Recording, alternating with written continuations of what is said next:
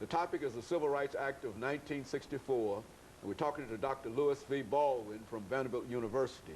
Dr. Baldwin, before we end this show for today, let's give you an opportunity to bring in some additional information dealing with the Civil Rights Act, and then later to sort of point us in some direction as to where we might be able to go from here. Let's use the entire period to do that. Okay, before the commercial break, we were talking about the fact that the provisions of the Civil Rights Act of 1964 have not really been actualized or realized or translated into public policy solutions.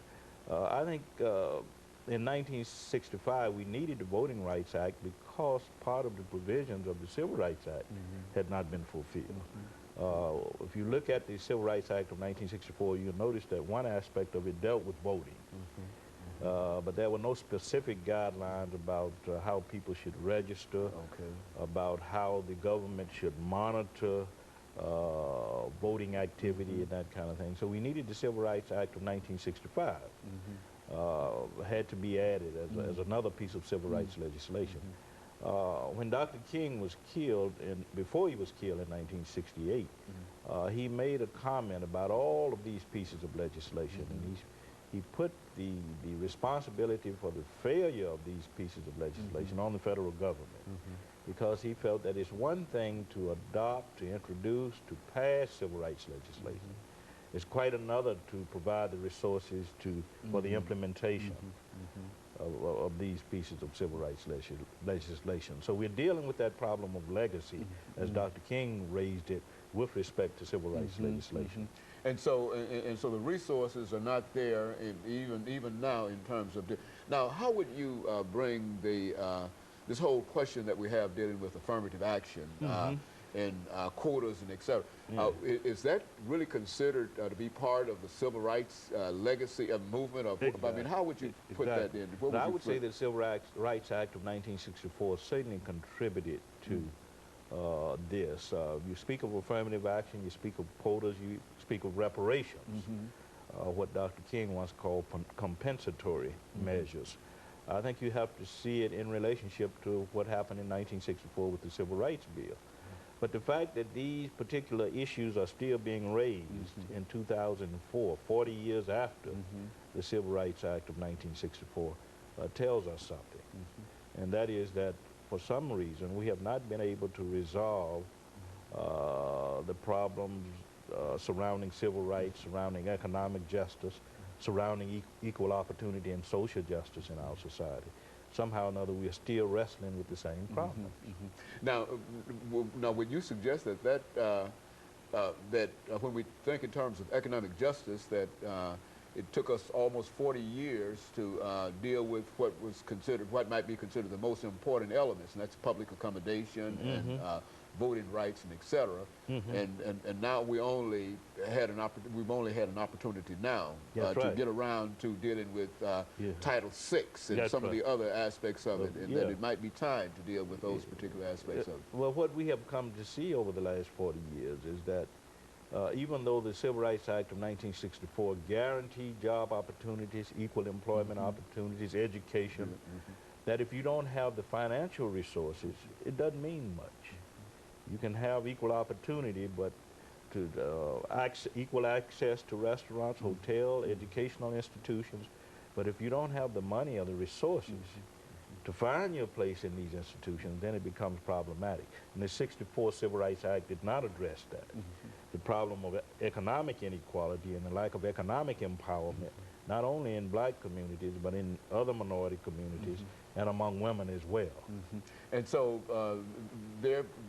are you suggesting that we might be able to generate a new push in terms of civil rights, to recognize that the law is there, but there has to be some other kind of method toward enforcing those laws? Yeah, I also think that the political climate today, in 2004, will make necessary a revisitation of some of this civil rights legislation, and also a push for the advancement of new civil rights legislation. We see today, and I think we'll continue to see, an erosion of affirmative action guidelines. We will see an attacks on civil rights legislation of the past, attacks on civil rights, and these kinds of things will occur given the conservative political climate that we find ourselves in today. So I think you're right in saying that we will need to revisit much of this history of civil rights legislation, while at the same time looking toward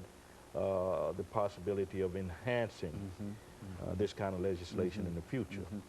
You know, I think Title VI, and of course we will deal with Title VI as part of the civil rights discussion that we're having here. Yeah. But now, Title VI still provides for the federal government to intervene in a real positive way. Well, now, why is it that when we have laws, and the laws are quite explicit in terms of what ought to be done and et cetera, that there's a really non-enforcement of some of these laws? So explain that. Yeah, I think you have to see it from the angle of lack of federal government enforcement. I think the federal government is largely responsible, once it puts these pieces of legislation in place, for the implementation of these pieces of legislation. And I think that's where the failure rests today. We're in a conservative political climate today, and I think that contributes, I think, to a lack of attention to these kinds of issues, and I think we will continue to confront that in the future. Well, you know, Dr. Baldwin, we've got about 3 minutes here, and what I'd like to do now is to have you to make some statements in reference to, and to speak primarily, as we often try to do, to speak primarily to some of the younger people in terms of their responsibility, in terms of what they have to do in order to not only make the Civil Rights Act a reality, but in terms of improving their own lives as well as the lives of others. As I said earlier, one of the provisions of the Civil Rights Act of 1964 calls for improvement in educational opportunity and equality in educational opportunity. I think for young people today, they must make sure that they take advantage of these kinds of educational opportunities that have been provided over the last 4 decades because of civil rights legislation. Because if these opportunities are not taken into account or embraced, then somehow or another we fail. And so there's still a real need for civil rights legislation. There's still a real need for resources that are available, et cetera. And there's still also a need for us as African Americans to demonstrate that not only that these pieces of legislation are needed, but that we're going to do our best to benefit from them once they are put in place. And that means taking advantage of opportunity once it is provided through civil rights legislation. Otherwise, our whole cause is meaningless. You know, very soon we will celebrate, I think, this year, the Dr. Martin Luther King's birthday, and of course you have played a very, very significant role in terms of helping us to highlight that. But now, what would you say in terms of the upcoming celebration of Dr. Martin Luther? I mean, what should the attitude of individuals be in reference to this great celebration? I think that given the fact that the next celebration is in '05, I think it would be great for us to think of King in relationship to the Civil Rights Act of 1964 and the Voting Rights Act of 1965, because he was so instrumental in the introduction and passage of both of these pieces of civil rights legislation. So I think we need to remember him in that connection. Over the years, we've remembered him in connection with global issues, remembered him in connection with affirmative action, economic issues. We've discussed him in relationship to the issues of violence and nonviolence.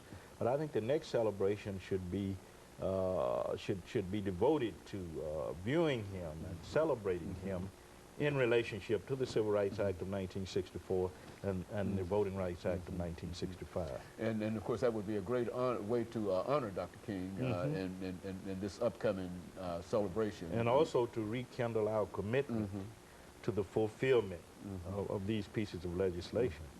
Well, Dr. Baldwin, let me simply say over the last few seconds that we have here that we certainly appreciate you coming by and giving us that information about the Civil Rights Act of 1964, but it only continues what you've done for us over the last many years. Thank you. You've given us so much excellent information, and you've sort of provided somewhat of a platform Yes. for us to have a real understanding on this particular show in reference to what the Civil Rights Act was all about, not only the act, but what civil rights has meant in the United States of America. And I think it's because of those efforts that we're able to talk about the progress that we've had. Thank you. And of course, let me encourage our audience to tune in again next week for another informative edition of Comments. Thank you and good morning.